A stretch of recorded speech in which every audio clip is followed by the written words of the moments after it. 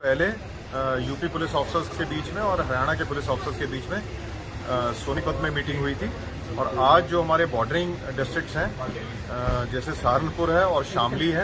और इधर हमारे यमुनानगर, पानीपत और करनाल है, इन सब के ऑफिसर्स की हमारी बॉर्डर मीटिंग हुई थी क्योंकि फर्स्ट फेज में और सेकंड फेज में ADG Meerut zone doctor Jitendra Singh IGP Saharanpur.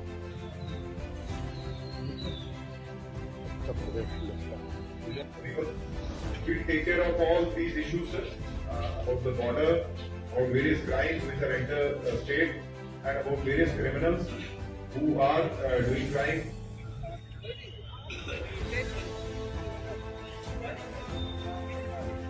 Interstate coordination meetings are held for better coordination among the body. हमारे जैसे सहारनपुर है वहाँ पर सेकंड फेज में इलेक्शन होगी और शामली में हमारे फर्स्ट फेज में इलेक्शन होगी, बागपत में फर्स्ट फेज में इलेक्शन होगी। बॉर्डर के जो हमारे इश्यूज हैं, चाहे वो वेपन्स की स्मगलिंग को लेकर हो, चाहे वो लेकर की स्मगलिंग को लेकर हो और इसके अलावा मादक पदार्थों की स्मगलिंग को लेकर इश्यूज हो, इन तीनों चीज़ों के अलावा इंटरस्टेट मूवमेंट वोटर्स की ना हो क्योंकि रिश्तेदारियाँ दोनों तरफ हैं, इन सभी चीज़ों पे हमारी स्ट्रेटजी बनी है और हमारी डिस्कशन हुई है। और जितने हमारे हाईवेज हैं और अदरवाइज स्टेट हाईवेज हैं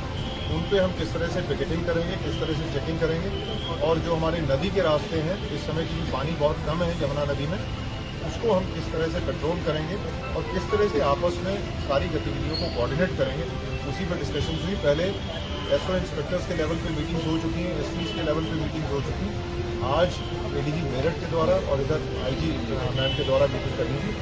किन्हीं कारणों से वो ऑनलाइन जुड़े और बाकी हम सब ऑफिसर्स यहाँ पे बैठ के और हमारे सीनियर ऑफिसर्स ऑनलाइन थे इस मीटिंग में, सभी ने बैठ के इसमें एक जॉइंट स्ट्रेटजी बनाई है ताकि हम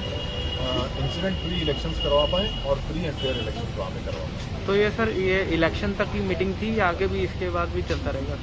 देखिए, कोऑर्डिनेशन तो इंटरस्टेट कोऑर्डिनेशन तो हमेशा चलती रहती है और मीटिंग्स हमारी होती हैं, हमारी उत्तराखंड के साथ भी मीटिंग होती है, दिल्ली पुलिस के साथ भी मीटिंग होती है और हरियाणा पुलिस के साथ भी मीटिंग होती है। और बहुत सी ऐसी मीटिंग्स होती हैं 26 जनवरी से पहले, 15 अगस्त से पहले, जो हमारी दिल्ली में मीटिंग्स होती हैं अदर एजेंसीज के साथ भी, हरियाणा पुलिस की भी और हमारी भी। ये मीटिंग्स निरंतर चलती रहेंगी, लेकिन इस समय स्पेसिफिकली मीटिंग का मकसद ये इलेक्शंस है जो 7 फेजेज में यूपी में होने वाली है। से आप सभी लोग जान रहे हैं कि यूपी में 7 फेजेज में इलेक्शन है और भी कई प्रदेशों में इलेक्शन है। इसी को लेकर आज पहले 2 दिन पहले में हमारे यहाँ इलेक्शंस हैं बॉर्डर पे और उन्हीं को लेकर हम सभी ऑफिसर्स ने अपनी बॉर्डर एरियाज के बारे में स्ट्रेटजी बनाई है। इसमें चाहे आर्म्स की स्मगलिंग हो, लिकर की स्मगलिंग हो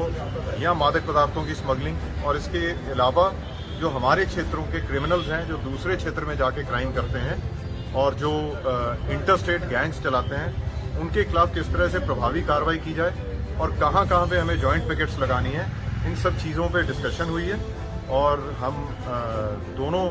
साइड के ऑफिसर्स ने एक दूसरे को इंश्योर किया और हम एश्योर्ड हैं कि हम बड़ी इफेक्टिव चेकिंग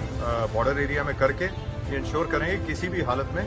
जो इलेक्शन कमीशन ऑफ इंडिया की डायरेक्शंस हैं कि इलेक्शन के प्रोसेस को किसी भी तरह से प्रभावित न किया जा सके और एक फ्री और फेयर पोल